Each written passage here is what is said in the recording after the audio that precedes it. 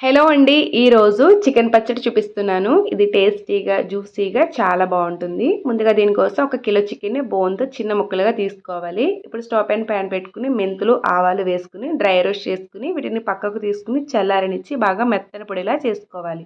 మనం తీసుకున్న చికెన్ని కుక్కర్ గిన్నెలో వేసుకుని అల్లం వెల్లుల్లి పేస్ట్, పసుపు, ఉప్పు వేసుకుని బాగా మిక్స్ చేసుకుని మూత పెట్టుకుని 2 విజిల్స్ వేయించండి. ఇలా వేయించాక ఇందులో ఉన్న వాటర్ మొత్తం బాయిల్ అయ్యే వరకు స్టవ్ పైన కుక్ చేసుకోవాలి.